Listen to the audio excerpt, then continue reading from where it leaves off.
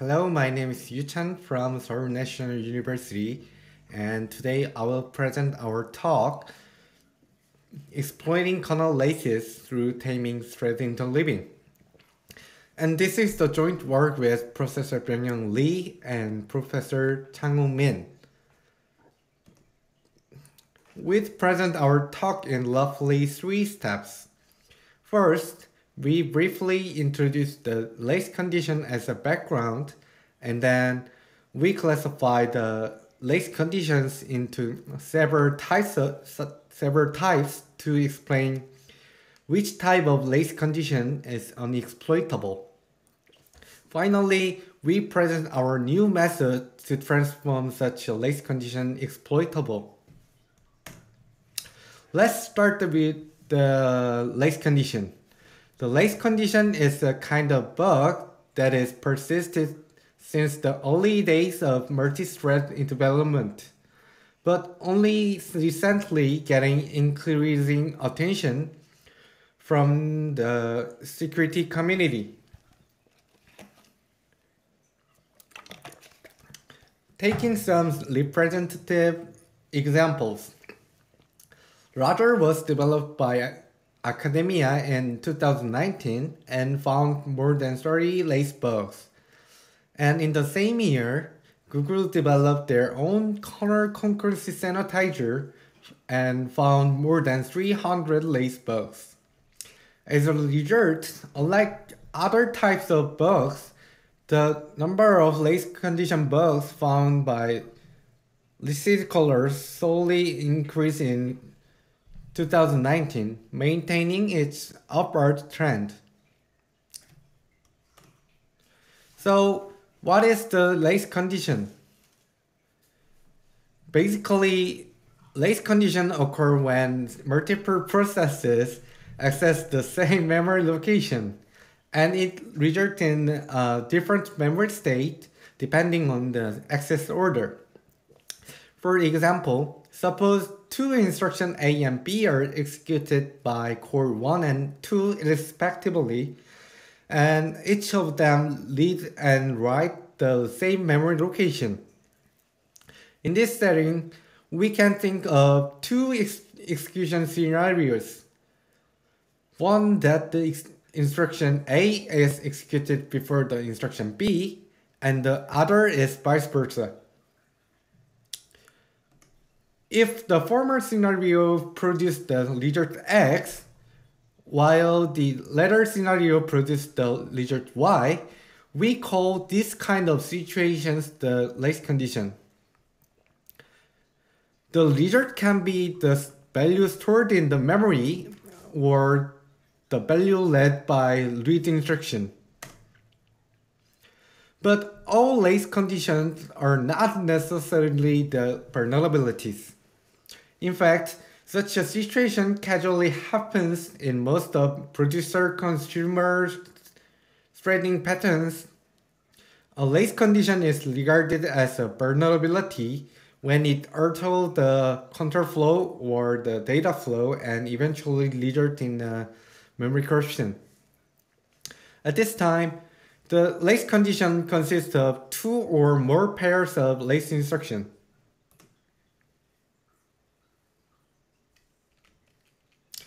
When it comes to the vulnerabilities, they do not occur when the involved lace instructions are merely executed, but only when they are executed in a specific order.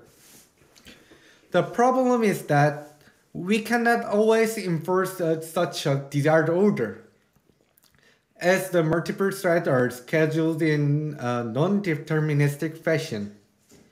In this sense, executing them in a specific order is pure luck, just like hitting the jackpot in a slot machine game. The good news is that computer programs never demand us to insert the coins to keep executing it. So we can try brute forcing it until we get the desired effect. This boils down to the question that whether such a desired order can even happen eventually. Specifically, even if a lace condition results in memory corruption that cause address leaks or RIP controlling, it cannot be exploitable even if we cannot enforce such a problematic execution order. One may think that this is not an important issue because brute forcing will somehow trigger the instructions in the desired order, but we will show that some lace conditions have the execution order that cannot be triggered by brute forcing.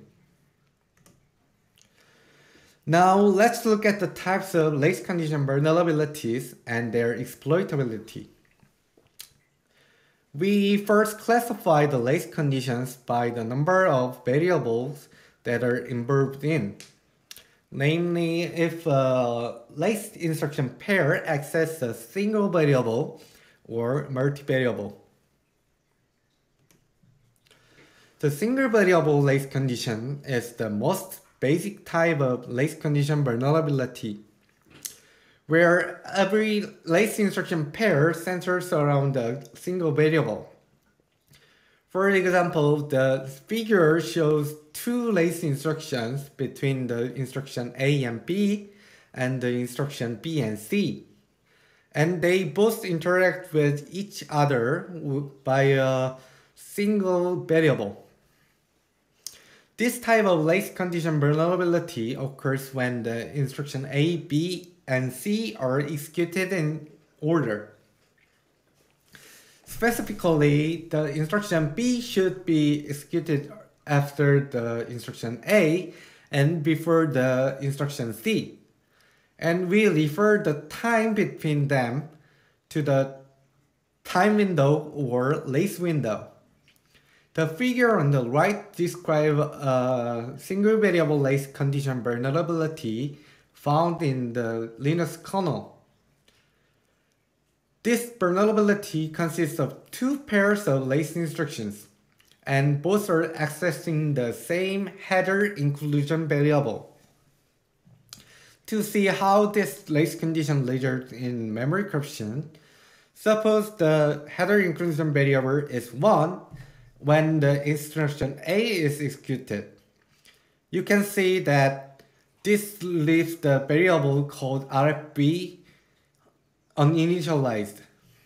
Now, if the instruction B is executed and write 0 to the header inclusion variable, the instruction C will then read 0 from the header inclusion variable, which results in the memory copy function calls with the uninitialized RFB variable. In this type, the lace condition is more likely to occur as the time window between the instruction A and C is larger, and it is less likely if the time window is thin.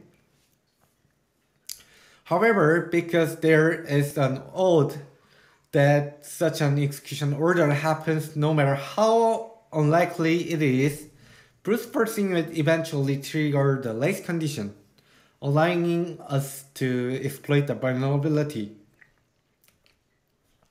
The other type of lace condition is multivariable lace condition, and it is more common in real world than the single variable lace condition. The multivariable lace condition may also consist of multiple pairs of lace instructions, but at this time, each pair accesses the different variables.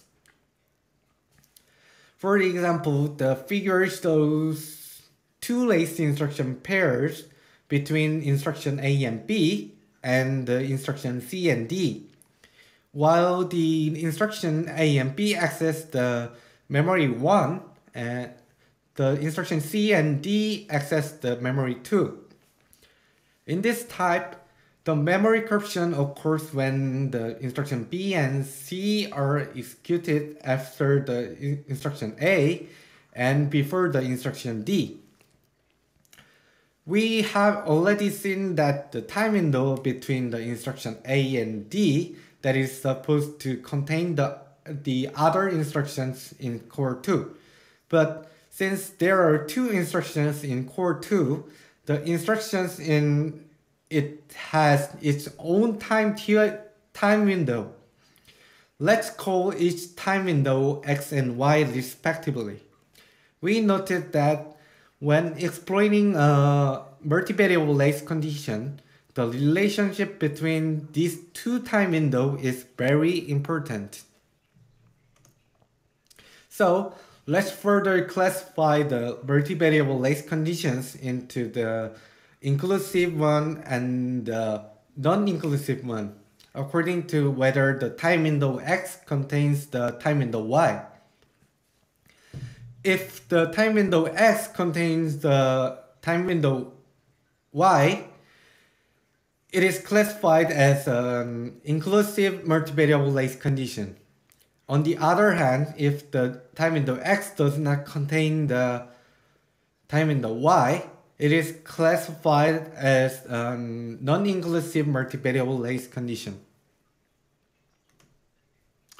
Similar to the single variable race condition, the likelihood of triggering the inclusive multivariable race condition also depends on the size difference between the time window X and Y. As the size difference between two time windows is smaller, the race condition is less likely to occur. However, like a single variable race condition, brute forcing will eventually manage to trigger the race condition because there is an oath no matter how thin it is. However, this is not the case in the non-inclusive race condition. The example shows a non-inclusive multivariable race condition found in the Linux kernel. Basically, the kernel uses uninitialized memory if only the instruction B and C in core 2 is executed between the instruction A and D in core 1. However, notice that the instruction A and D locate back to back with each other without any branches, which suggests that the time window between them is very thin, 18 cycles to be specific. On the other hand, there is a huge time margin of 20 to 50 cycles between the instruction B and C. The instruction D will always be executed before the instruction C. In other words, it is simply impossible to trigger this vulnerability by brute forcing it unless core 1 stops the execution between the instruction A and D and extend the time window. Since this kind of vulnerability cannot be triggered by normal brute forcing, it's been difficult to find it through forcing. In fact, this kind of vulnerability has begun to be discovered only after forgers integrate the mechanism that arbitrarily stops the kernel execution. However, it is still impossible to trigger this type of vulnerability in real world because the attacker cannot control the execution of kernel when exploiting it. Therefore, most of these vulnerabilities are waived to exploit. However, there are a handful of methods to resolve this problem under certain circumstances. The first method is using the different core latency. There are CPUs that have cores with different frequencies, such as Qualcomm Snapdragon 845. It has two sets of cores, and each set contains four 2.5 GHz cores and four 1.6 GHz cores respectively. If you place the thread whose time window needs to be extended on a slow core and place the other thread on a fast core, you can reduce the difference between the time window and the instruction can be executed in order.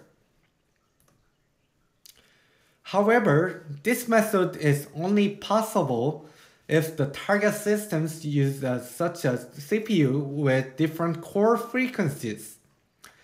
Also, to the best of our knowledge, since there are no CPUs with extremely different latency between cores, if the difference between the time window is large, it cannot applicable.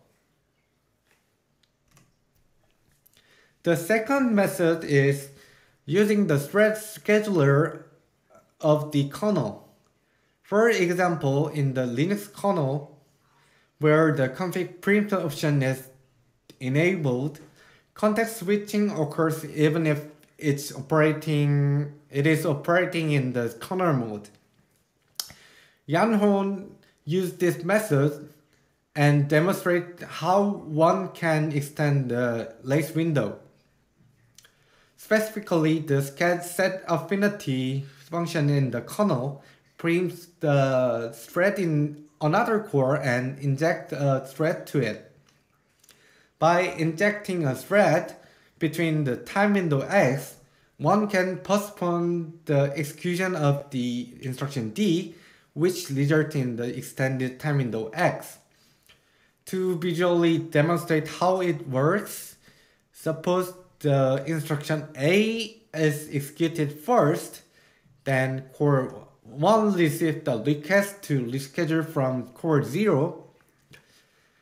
Upon receiving the request, core 1 changed the status of current thread to wait, and then it performed context switching to the thread requested by core 0. Meanwhile, the instruction B and C are executed in core 2. By the time the instruction B and C are executed in core 2, core 1 finished the thread that core 0 originally requested. It resumed the thread in the wait queue, hence executing the instruction D. However, this is only possible in kernels with the config print option enabled. But the Linux kernels use the config print voluntary option by default.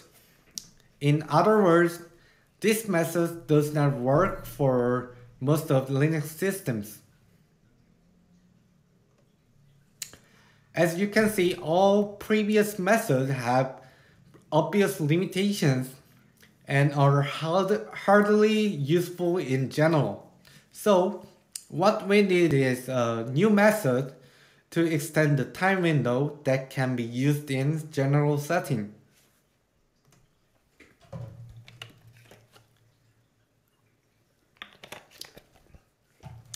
To design such a method, we first think about how to extend the time window. It turns out that it all boils down to stopping the core while executing the instruction A and D, or degrading the performance of the core.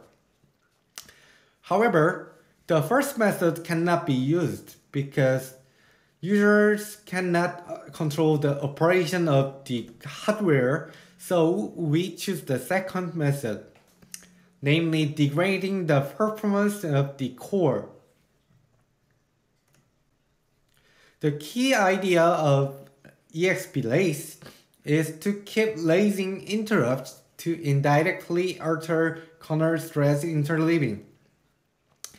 We noted that the thread immediately executes the interrupt handler whenever it received an interrupt. This suggests that if the interrupt handling happens to fall into the time window we are targeting, the size of the time window will be extended while handling it. To demonstrate this idea, we found two types of interrupts that can affect the kernel mode execution. Interprocessor interrupt and hardware interrupt. Let's call them IPI and IRQ in short. However, both IPI and IRQ cannot be directly sent from the user mode. They are only used in the kernel mode. Therefore, ExpRace attempts to indirectly send interrupts using system calls that internally transmit IPI and IRQ. The system call that send an IPI and the system call that send a request to the device, which eventually send an IRQ. So we found the system call that performs TLB shutdown internally transmit IPI. Since each CPU core has its own TLB, all TLB entries across different cores should be synchronized in multiprocessor systems. TLB shutdown is a process to synchronize the TLB of each core.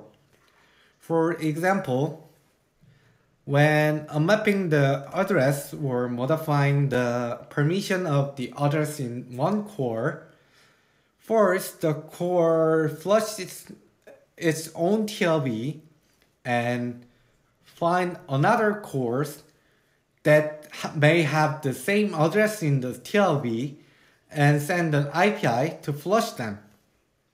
Finally, upon receiving the IPI, the core flushes the address through the IPI handler. To use TLB shutdown in extending the time window, an additional process is required to send IPI to the target core. In this figure, the process C is the one sending IPI, and the process A is the one that contains the time window we want to extend. The important thing here is that the process A and C must have the same memory map, and processes that shouldn't receive IPI must have different memory maps. If three processes have the same memory map, IPI is delivered to both core 1 and 2 at the same time, which results in extending both time windows. If the process A and C have the same memory map and the process B has a different memory map, IPI is only delivered to core 1, so only the time window X will be extended.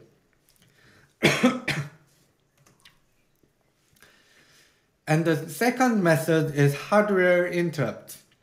Before sending interrupts, we need two steps.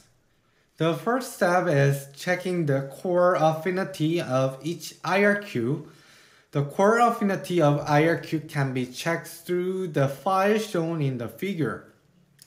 This file has a read permission for the non-privileged user, so attacker can find out the specific core. The second step is pinning the thread that has the time window needed to be extended to that core. If the process C calls the system call that sends a request to a device and IRQ is delivered in the middle of the time window X, the time window X is extended by interrupt service routine, and we can execute the instructions in the desired order. Now let's look at the efficiency of ExpRace. We measure how many cycles are extended through ExpRace. As a result of measuring the extended cycle due to the IPI extends from 1.5 thousand to 20,000 cycles. The reason for wide range is that it can only flush one TLB at a time. When a larger address is flushed, it takes longer because it is flushed several times. So the larger the amount of memory is being flushed, the longer the time window is extended. And hardware interrupts extend the time window by about 15,000 cycles. The reason for introducing IPI and IRQ together is that two interrupts can be used at the same time. IPI sends an interrupt to the core where a process with the same memory map is learning, and the IRQ is sent to a specific core, so the conditions does not overlap. Using both methods at the same time, the target core is interrupted more often. This means the probability that an interrupt is transmitted while the time window X is running is increased. And if IRQ and IPI are received at the same time, the interrupt that comes first is handled first, and then another interrupt is handled. At this time, the time window is extended up to 200,000 cycles. Now let's exploit the non-inclusive multivariable race condition vulnerability through ExpRace. Here is the non-inclusive race condition vulnerability found in Linux kernel. The user-free vulnerability occurs if the instruction A is executed before instruction B, and the instruction C is executed before instruction D. But there are two problems in exploiting this vulnerability. The first is a non-inclusive race condition, so no memory corruption would be triggered if an exploit only used normal brute forcing. The second is that there is no time to reallocate. To exploit a user-free vulnerability, a reallocate step must be required. However, this vulnerability cannot be relocated because allocation and free must be done almost allocation step and free step and use step must be done almost simultaneously. ExpRace can solve two problems at once. According to our measurement, the time taken from the instruction B to reallocate is about, According to our measurement, the time taken from the instruction C to reallocate is about 3,000 cycles. As I mentioned earlier, the time window is extended at least 15,000 cycles due to ExpRace. So if the interrupt is received in correct timing, the vulnerability will modify the memory that should not be modified. Now we can user-friendly write to reallocate buffer. Since this presentation is not focused on memory corruption exploit technique, so I will explain it briefly.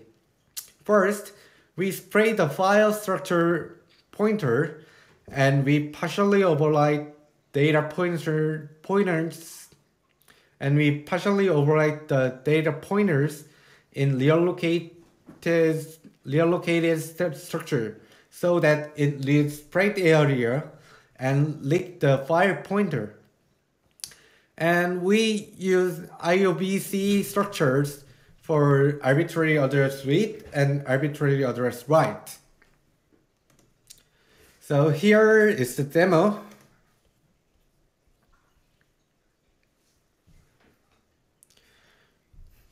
First, check the current ID and first bring the file structure and then create the process that sends an interrupt and trigger the vulnerability and leak the file pointer and leak the correct pointer of current process. And finally, we trigger the vulnerability one more and override 0 to UID variable. Finally, we got the root permission.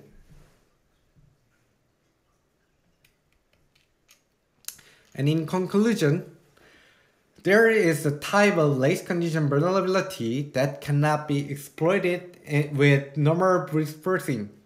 And we introduced a new race exploit technique, ExpRace. With ExpRace, which turn unexploitable race into exploitable race, we can exploit the unexploitable race condition. ExpRace utilize the hardware's basic interrupt mechanism, so it is not affected by kernel configuration or needs specific hardware. So it is generally applicable. Regardless of the kernel configuration or specific situation. Thank you. Yes, the question is there a white paper on this? We're writing, but not published now in after. The next question is, I wonder for how many cases did you try the technique in order to be sure it is indeed as far as it is to be. Yes, we tested on Windows and macOS, and it practically worked.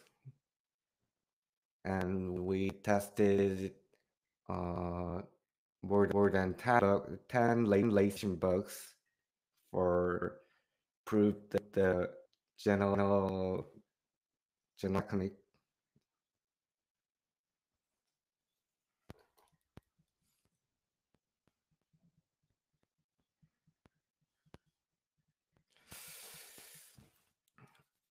And then next is, are you planning to make the exploit public?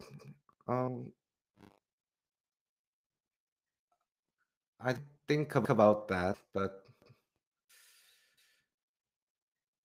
after working white paper published, I will publicly open the exploit.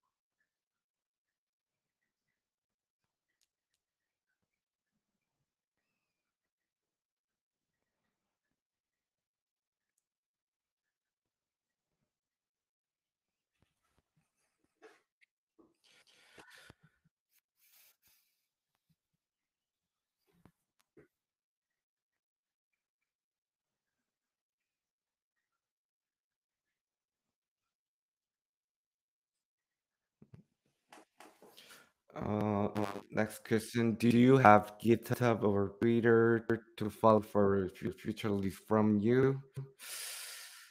I don't have a public GitHub ID enter, but follow uh, our lab site.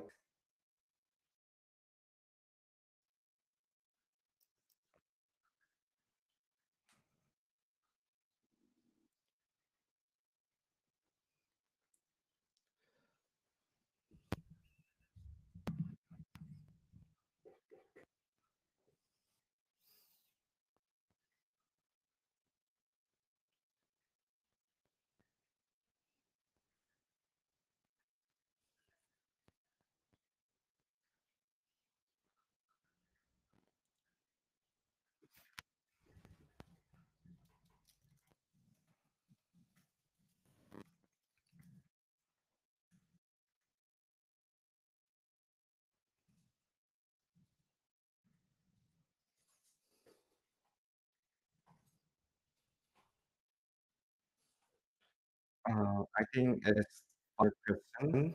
Was it difficult to find IRQ gadgets richer from Cisco's or West? No, yeah, it's probably the same mechanism. So it's it yeah.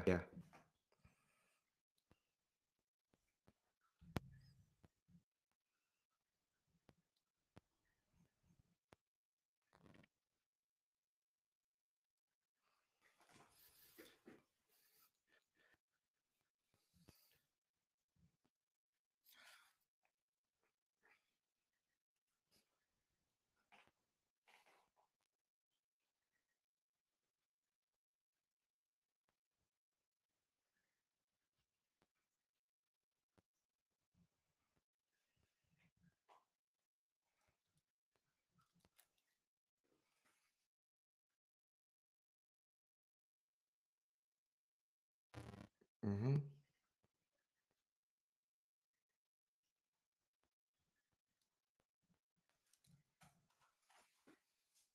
Thank you for listening our presentation.